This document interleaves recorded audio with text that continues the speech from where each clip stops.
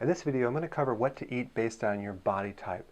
Now there's some similarities and there's some differences, so I'm going to go through each one so you can kind of get it. But there's two ways of doing this. Number one, if you're pretty much sure that what body type you have, you can go right to that eating plan.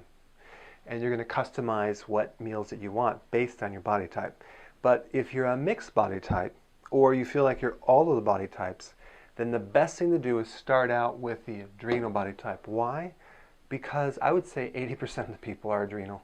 And because here's the thing, let's say you do the adrenal body type eating plan and it doesn't feel good to you, or it doesn't click with you, because it should feel right, then just go right to another body type eating plan. So I would start with the adrenal, and then if you don't seem to feel as good, or you're not losing as much weight, go right to the liver, okay? The ovary type and the thyroid are very specific to, you'll know you have that body type.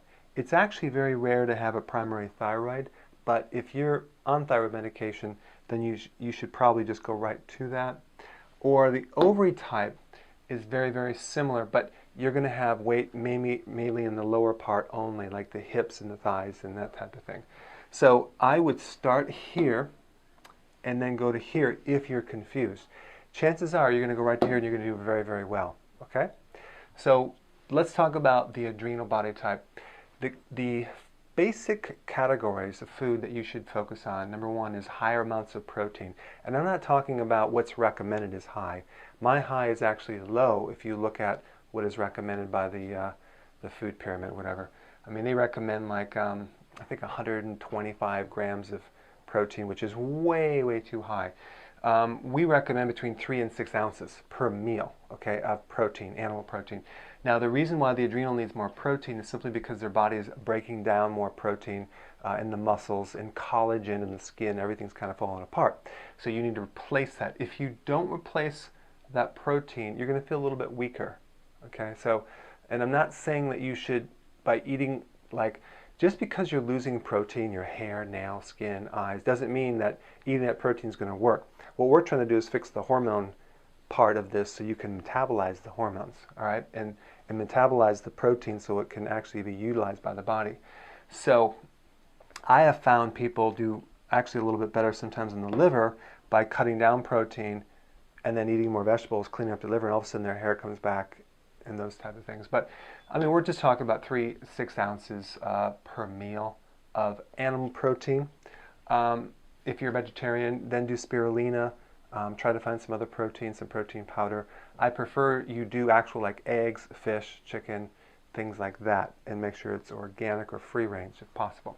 So we got high protein and then we have high fat.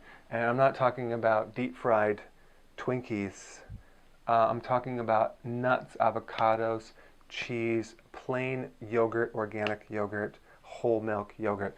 The reason why we need a bit more fat is because those hormones are made from cholesterol, interestingly. So what we want to do is you have to realize too that like nuts and avocados and vegetable type fats don't have any cholesterol in them, just FYI. And plus, we're going to be cleaning our liver at the same time, so you're not going to have to worry about it. So the point is we need a little bit more fat because typically an adrenal case has blood sugar issues. And if you don't have enough fat in the diet, you tend to crash and burn and you don't feel like you're satisfied.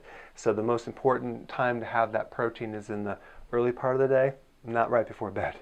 So like right after breakfast or at breakfast.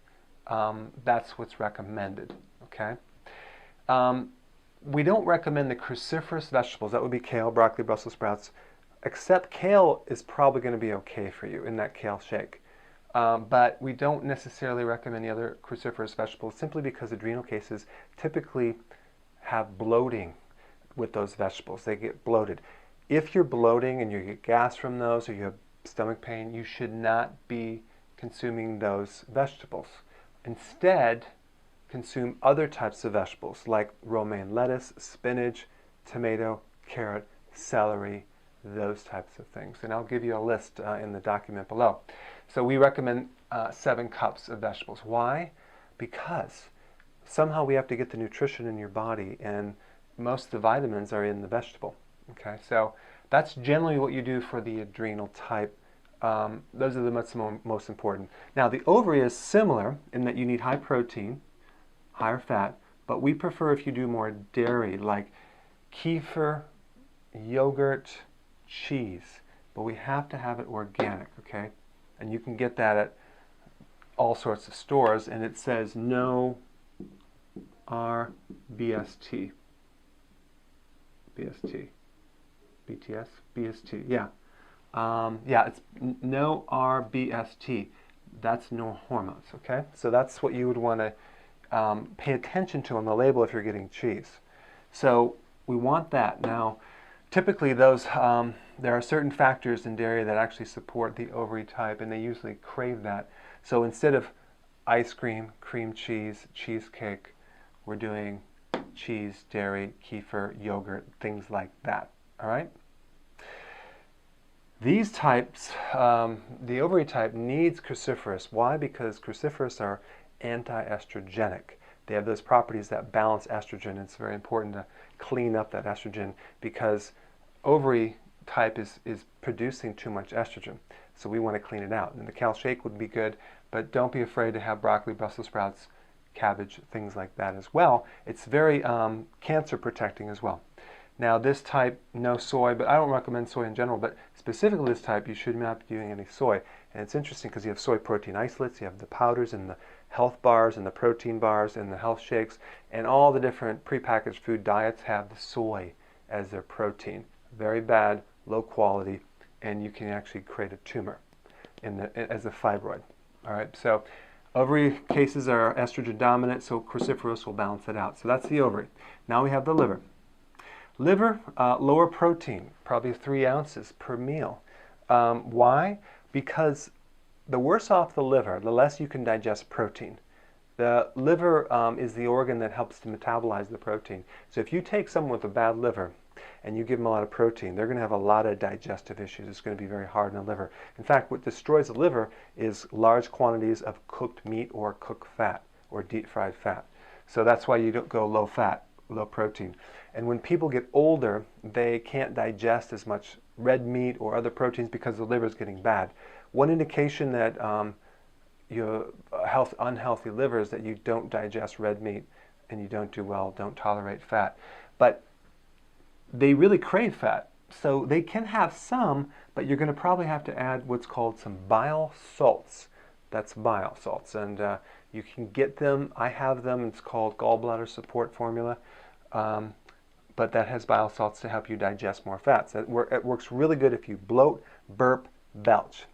And the thing about the liver is it has, you have problems on the right side because the liver's on the right side. So you would really, the more fat that you consume, the more you're going to have right shoulder pain or bloating or even headaches. Most headaches are liver or gallbladder problems.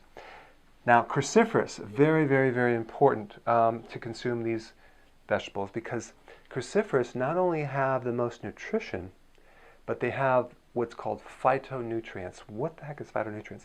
Those are the plant-based chemicals that have unique properties that fight against many other diseases like cancer, like macular degeneration, like prostate problems, like breast cancer, like all sorts of other diseases. So the drug companies actually have done massive research to try to isolate those chemicals within the food that we eat, and then they can patent those things.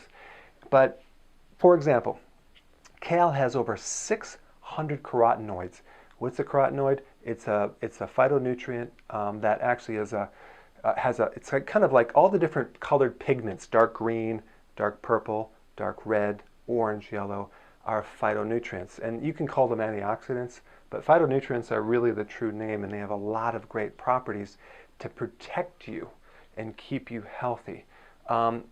Iceberg lettuce doesn't have any phytonutrients, okay?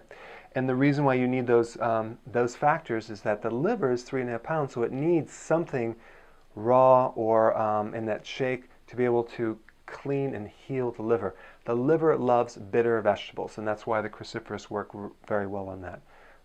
So you want to consume those vegetables in large quantities, 7 to 10 cups a day, to actually heal the liver. There's some good news and bad news. The good news about the liver It's one of the only organs that can completely regenerate 100%. The bad news is it takes 3 years of healthy eating to achieve a brand new liver. So again, this is going to help you. This is going to protect you. I mean, even in your skin, your face, it has a lot of vitamin A, which helps the skin. But if you have little bile salts, you'll absorb more of the fat-soluble vitamins, vitamin A, and your skin will be better. Like if you have dry skin and you're taking all this kale and you still have dry skin, you're just lacking the bile to absorb that fat-soluble vitamin. Okay. One thing about the liver is that liver cases don't do well on peanut butter and nuts, and that seems to aggravate it, so they get bloating or right shoulder pain. So just if you have that, cut those down. Then we have the thyroid. The thyroid body type is weight gain all over, and they just have a very slow metabolism, and they don't do well with high quantities of protein. So we want to go low protein, 3 ounces. We want to go low fat because they can't digest that. And then we want to go no cruciferous, simply because sometimes cruciferous can deplete the iodine. Now you can do cruciferous as long as you add iodine or sea kelp in the diet. So you can add some sea kelp, that's seaweed, and like maybe put in your salad or something, and then you can consume the cruciferous, because cruciferous does deplete iodine. Okay, so those are the things with thyroid.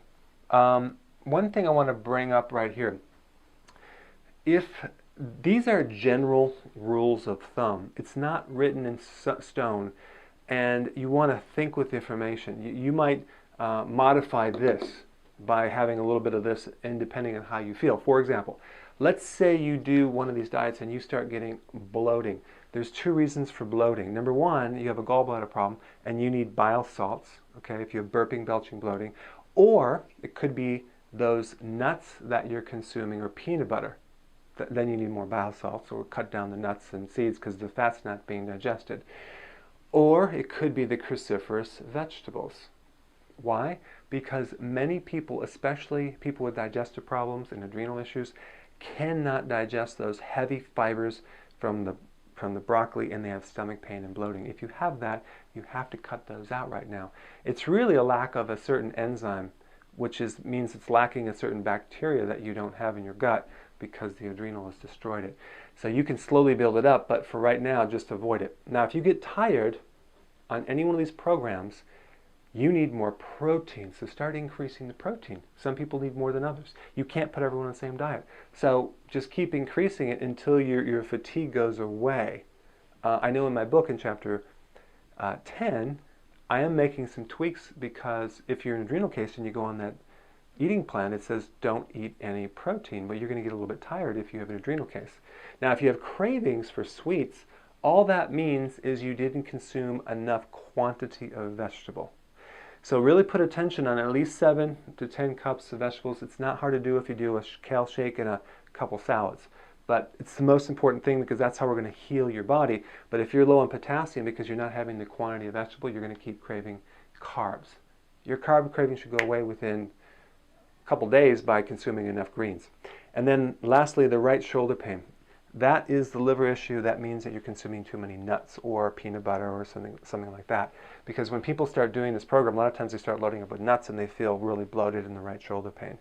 So that will give you some guidelines, but go through the program, pick your meal plans, go ahead and start today, and I'll see you in the next video.